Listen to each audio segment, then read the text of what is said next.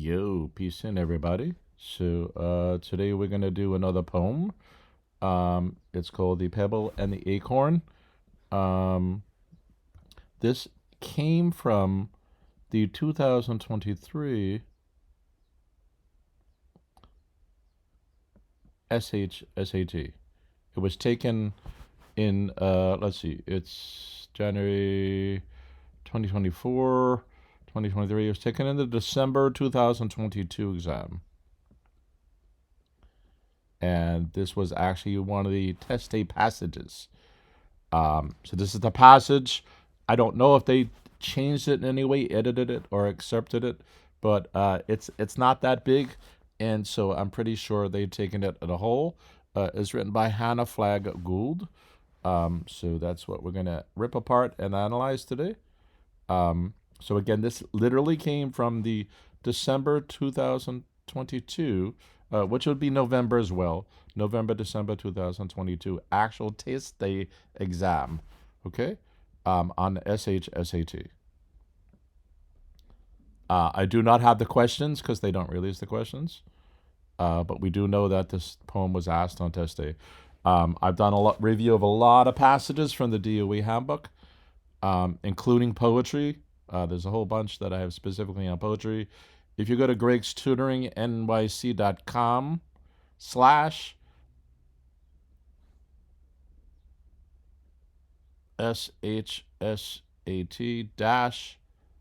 -poetry, you can see a list of ones that I did there. And I'm going to add this one, obviously, to it. All right, so a lot of students seem to be surprised on test day when they had gotten this. Enough students couldn't figure it out at all. That's the nature of poetry. There's always going to be the metaphorical aspect, the anecdotal aspect, things like that.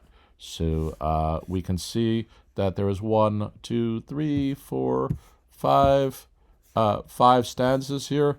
We can take a quick peek and notice that the author has rhymed every group of lines. So rain, vein, me, flee. Obviously, none, stone, known, stone. It doesn't really match, but that's the way these things go. Melt, felt, birth, earth, pass, grass, trod, sod, thou, bow. Right? And some words you guys should know, like bow. All right. So let's jump into this. I guess I'm mainly going to focus on the vocabulary because we don't know the exact questions. Your job, as always, is to read the passage, figure out basically what every paragraph means, in this case, the stanza, and at the end, do a reflection and try to figure out what the main idea is, and then you would go and answer your questions, all right? What you're supposed to be building up as well as a skill as you read passages, you want to start getting used to what are the test writers going to ask me, what are the analytics that they're asking me to pull out of it. Poems have its own issues. I'm not going to get into a analysis of poetry right here. We're going to rip this passage apart. But if you look at the other 4 or 5 poems that I did, and I'm going to add more and go back and do links. I've done previous ones as well, but I didn't identify because they were part of a group of passages. So I will add to that SAT-poetry within GregsTutoringNYC.com and add that into there. So, and if you kind of listen to each one, I'll talk about aspects of poetry, like rhyming is a big thing in poetry. This one does a lot of rhyming into it. So we have to figure out, does that have anything to do with understanding it, or is it just a cutesy thing that the author's doing here, right? So the first thing we're going to do is look at the title. The Pebble and the Acorn. It's not terribly revealing. Hopefully these are the so-called 2 characters, character 1 and character 2. Would be a guess. If they're characters, then we're personifying them, obviously. So that's another thing that happens in poetry is personification, giving human characteristics to non-human things. Let's see.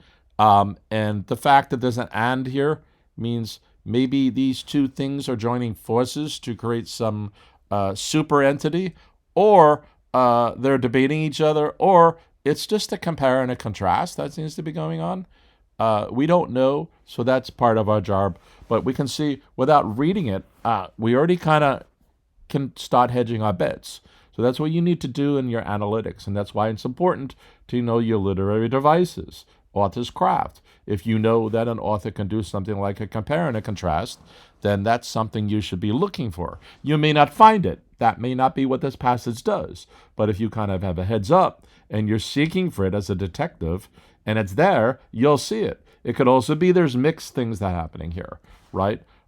We also want to realize that the main idea is not just always just an entity per se. It could be a theme or a moral. So let's try to kind of get at that kind of a thing, because this kind of has a fable-ish, right? It almost has a fable kind of aspect.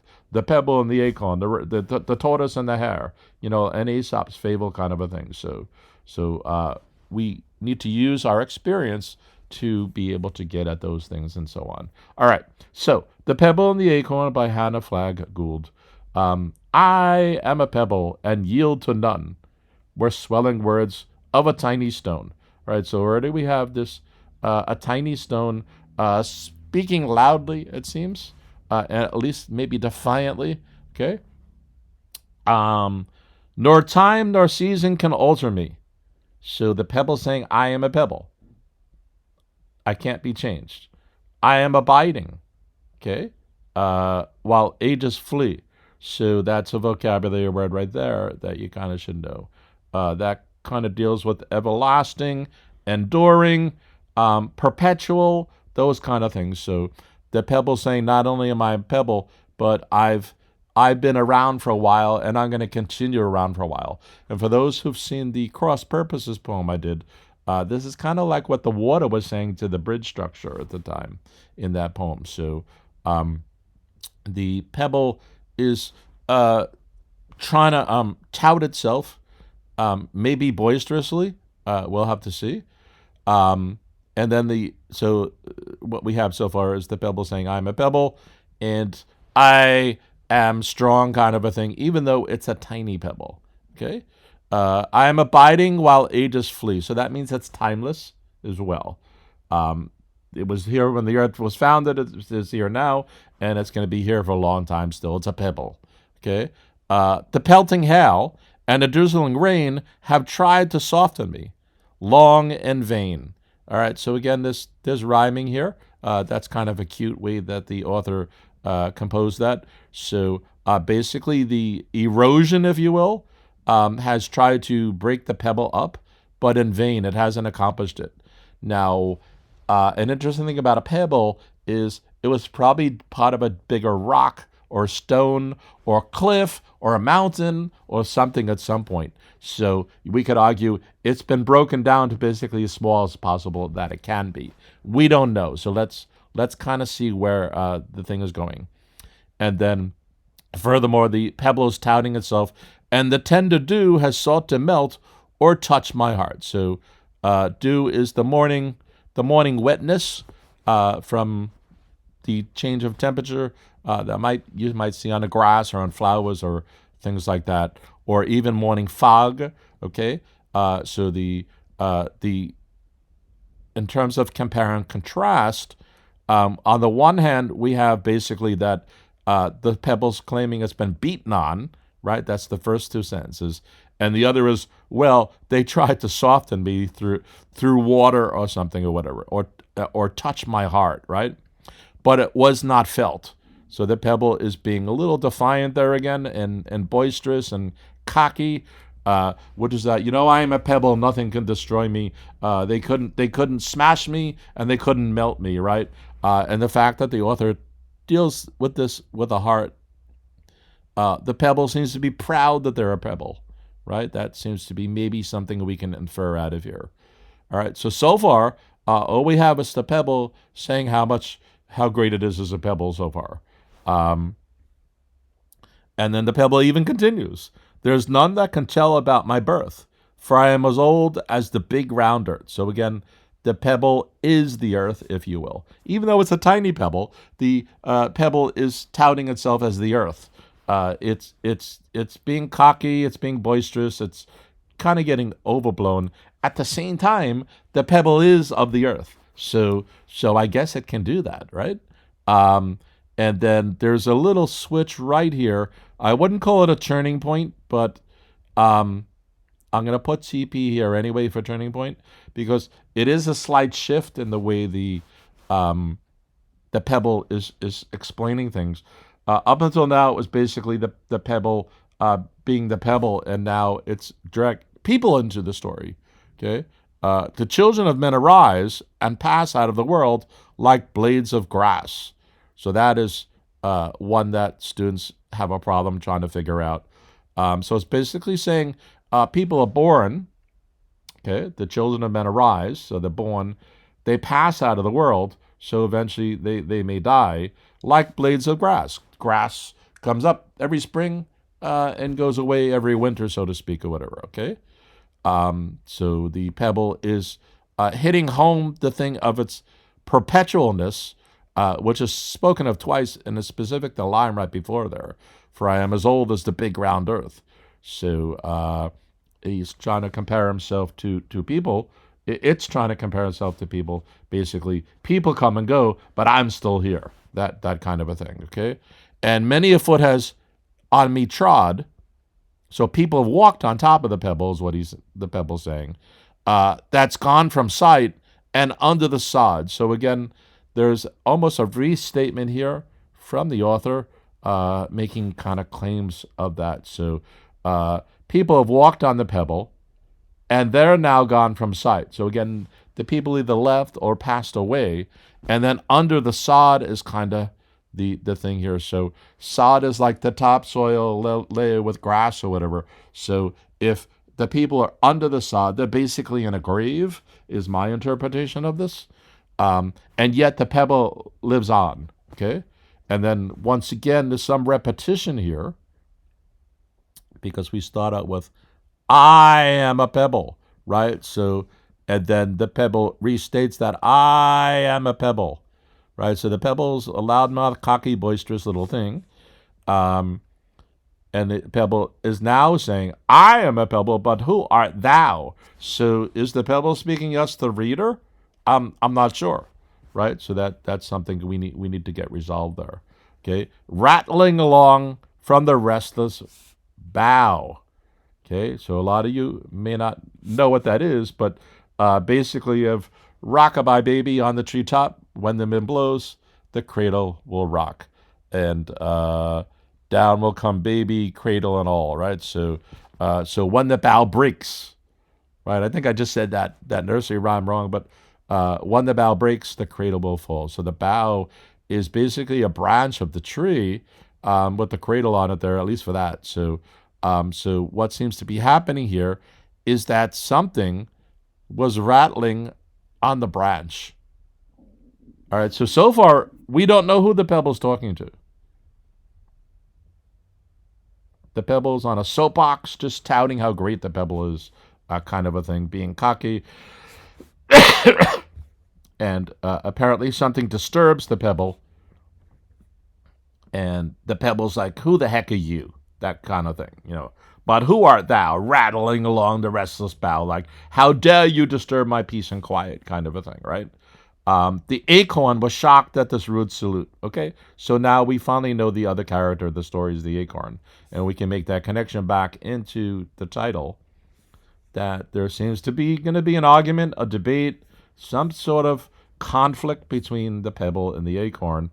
And there is one already, because the Pebble is presenting it as such. Okay, the Acorn was shocked at this rude salute and lay for a moment abashed and mute. All right, so it seems to be that the Acorn fell off the tree, smacked the ground. That's the rattling that's being talked about. Okay, and so-called disturbed the Pebble. All right, and the Acorn, just being an Acorn, never being on the ground, never quite knowing the Pebble, even though they may have looked at each other, so to speak. And it's interesting, the author calls this a rude salute, right? So it's the Pebble didn't say, hey, bro, what's up? The Pebble's like, you know, I am a Pebble. How dare you land next to me? Who art thou? How should thou be next to me? You know, that kind of a thing. So again, the Pebble is being cocky and all this other stuff. So the Acorn falls to the ground, probably a little disheveled from being smacked on the ground, and then the pebble's basically yelling at it, if you will, and being rude in this matter. So it lay for a moment abashed, which is kind of embarrassed a little bit, maybe, or unsure what to do or say. Okay, maybe a little reserved or shy. Okay, that kind of a thing. And mute, so it didn't speak. It was, again, we don't know if it didn't speak because it was basically being verbally attacked by the pebble, or was it just like, whoa, what just happened? I just fell off the tree, kind of a thing, right? She had never before been so near this gravelly ball. So they're talking about the pebble now. The gravelly ball is the pebble. So the acorn has fallen off the tree, and it's on the ground. There's the pebble, and there's the acorn basically next to it. So because the acorn was normally in the tree all the time, it's never been on the ground. So it's hit the ground. The pebble's yelling at it. It's like, whoa, what's going on here? So it's a little disillusioned. At the same time, it's trying to figure out, how do I answer the pebble? Okay. At the same time, the pebble, and this is in the pebble's mind, because the pebble's not speaking this out yet. It calls it a gravelly ball and a mundane sphere. So a mundane is just like a common rock, if you will. It's just this common thing that's next to me. So it's kind of makes the compare and contrast a little oddish, because the pebble thinks it's great. The acorn lands next. So it's like, who the heck are you next to me? And then at the same time, the acorn is trying to get its senses. And to itself, it's like, this is just a gravelly ball in a mundane sphere, right? So, and she felt for a time at a loss to know how to answer a thing so coarse and low. All right, so not only again is the acorn unsure how to respond to the pebble saying how great the pebble was, and then, who art thou, and why are you rattling on the ground? Obviously, it smacked on the ground and bounced or something. At the same time, the acorn is not thinking the best of the pebble, perhaps because it was attacked, but it's calling the pebble coarse, which means the pebble is not being polite. It's rude. It's not being friendly. It's arrogant, that kind of a thing. And again, it kind of throws a diss at it again by calling it low, right? You're just a pebble, kind of a thing. In the meantime, the pebble's like, I'm a pebble, right? So there's that thing there. So, but to give reproof of a nobler sort than the angry look or the keen retort. So the pebble is trying to figure out how to politely respond to the pebble, right? It's trying to reproof in a noble way, instead of saying, hey, bro, what you talking about? Like me, like that way, like I just fell down, The pebble is trying to politely respond to the acorn is trying to politely respond to the pebble, in a clever way without being arrogant backwards, right? So it wants to respond, but politely, if you will, okay? And if you notice, the author put the stanza there, and the author's putting a stanza here. So then the response is going to be here. All right, so the author's being pretty clever on some of this. And the choice of words, we really have to pull it out of here, because we're really trying to get the character and the attributes of the pebble and of the acorn both, to see how this dialogue and this interaction is working, okay? So finally, and the acorn responds, at length she said, in a gentle tone, since it has happened that I am thrown from the lighter element where I grew, so in other words, I fell from the bough of the tree, down to another so hard and new. So basically, I've been thrown from the branch, hanging off the branch, to being smacked on the ground. And besides a person that's so august, abased, I will cover my head with dust and quickly retire from the sight of one to whom time, season. So there's a long stuff here. So let's try to break it down. So the acorn is politely responding to the pebble, responding to who it is and why it's there, and basically saying, like, I just fell from up there, and I'm kind of confused myself. And the ground is pretty hard here. And then the Acorn is kissing up to the Pebble slightly here. Basically, I've fallen next to somebody so great as you, right? In the meantime, the Pebble in his mind, as we said earlier, was calling a gravelly ball and a Monday sphere. But the Acorn is trying to be polite to the Pebble and saying like, "Oh, I fell next to such a great thing, being the Pebble, right?"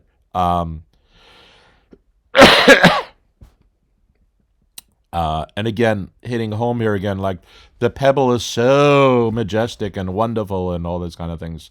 So the Acorn says, "I will cover my head with dust and quickly retire from the sight of one," meaning the Acorn is going to bury itself in the dirt so that the Pebble can't see it. And then this is the Acorn basically repeating back the toutings that the Pebble said earlier. Whom time, whom season, whom storm, nor sun, nor even the gentle dew of the morning, nor the grinding heel of people on top of it, or made to feel, right? So the I don't know if the Acorn is pleasantly dissing the Pebble back, but basically the Acorn is like, "Oh, your greatness," kind of thing, and it's listing the great things that the Pebble had itself listed earlier, has ever subdued or made to feel, right? So the Acorn is like, "I'll get out of your way, your Royal Highness," kind of a thing, okay?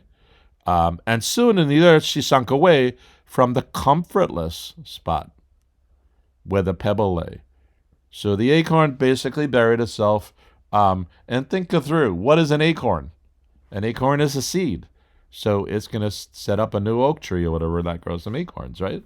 So eventually it's going to go into the ground. The author's having this where the acorn consciously goes into the ground, right? First, it's going to cover itself. The acorn will purposely cover itself with the dust, okay? And then sink away. All right, so it's basically planting itself. And then from the comfortless spot where the Pebble is. So if it was comfortable, the Pebble and the Acorn would be getting along, and there wouldn't be this conflict, if you will. So the Acorn is like, "Let me get out of here. This is not comfortable. Let me go to and do what I should be doing," right? And by the way, the Pebble is doing what it should be doing too. It's a pebble. It's a rock. It's providing structure, if you will. Okay. And then there's basically another turning point here, which is emphasized by the new stanza. But it was not long ere the soil was broke, but the peering head of an infant oak. All right, so the Acorn is finally reestablishing itself as an oak tree. And as it rose and its branches spread, the Pebble looked up and wondering said, "A modest acorn?" Right? Never to tell what was enclosed in its simple shell. So the Pebble is a little bit surprised that the Acorn was calling the Pebble August, but actually the Pebble is now looking at the oak tree saying, "That's majestic, that's wonderful, that's beautiful," right? And who would know that this amazing thing came out of this little seed, if you will, the acorn itself? That the pride of the forest was folded up in a narrow space of a little cup. So the acorn kind of has this apple-y shape, right? So that's the little cup it's talking about. Who would know that this wonderful tree, the pride of the forest, was inside this little thing that was next to me a couple of weeks ago, whatever, a couple of months ago, right? And meekly to sink into darksome earth, which proves that nothing could hide her worth. So this is where the acorn earlier put dust on itself and then went into the ground. And it did it meekly. It could have been arrogant back to the Pebble and so on, because the Pebble was arrogant to it. But it did it calmly, and it's like, "Bro, I'll get out of your way." And it did what it was supposed to do. It did its thing, so to speak. Okay. So now the pebble is recognizing the beauty, the majesty, the strength, the forestness, the pride of the forest, right? All these kind of things like that, and is coming to grips and coming to terms that, oh, this little thing that was next to me that I was rude to is actually was a something, okay? And oh, how many will tread on me? So this is the pebble talking, to come and admire the beautiful trees. So the acorn, we had that earlier. We're coming full circle where it talked about people trotting on it, right? Where is that? Right here. Let me change the color of the pen so we can talk about some of these better.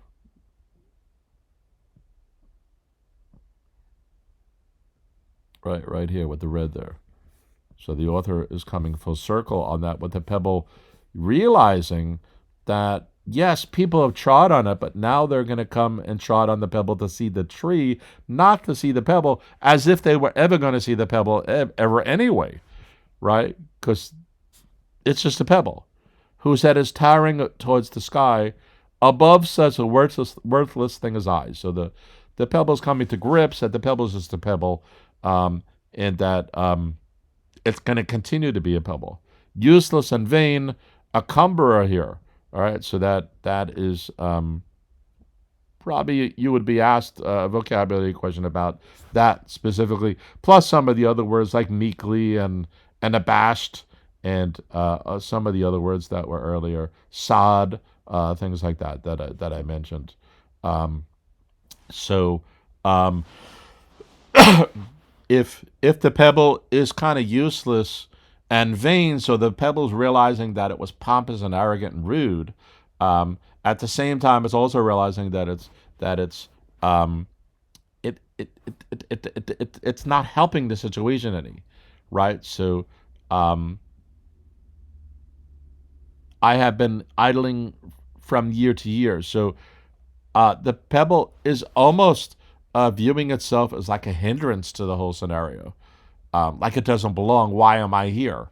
And it's not just for people to walk on top on to admire the tree. So the pebble has finally come to a realization. It's matured, if you will. Okay. And then there's the final concluding paragraph, as you will. But never from this shall a vaunting word from the humble pebble again be heard. Okay. So again, vaunting. So this means basically the way the pebble was acting earlier, pompous, arrogant, too proud, being bullyish, boasting, all these kind of things like that. So never from this. From what? From the fact that it's recognizing that the oak tree came about from the so-called meekly acorn seed. Okay.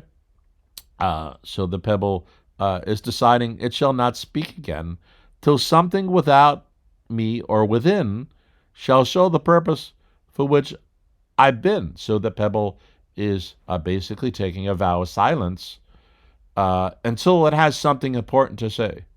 Okay, the pebble its vow could not forget, and it lies there wrapped in silence yet. So because the pebble doesn't have anything good to say, and it recognizes that people keep coming to see the oak tree. And again, if it's in a forest, obviously that's not going to be literally true, but this is metaphorical and things like that. So we kind of have things like that the pebble understands its place, and we have things like that. So we talked about a bunch of vocabulary. We talked about analyzing this. Again, I don't know what questions were asked on test day. We can ask maybe what the main idea is. It seems more thematic. A common one that kind of pops up is, this is probably a good point to stop the video. You guys should always be stopping these videos as I explain and try to figure these out yourself. But I'm about to say, like the theme. So don't judge a book by its cover. That kind of a thing, right? Don't be so full of yourself is another one. The pebble was just so full of itself initially. Be reflective upon your life journey. Be helpful to people. Those kinds of things like that. There could be other questions like how did the acorn change across the passage? So the acorn pretty much stayed meek and humble through the whole thing.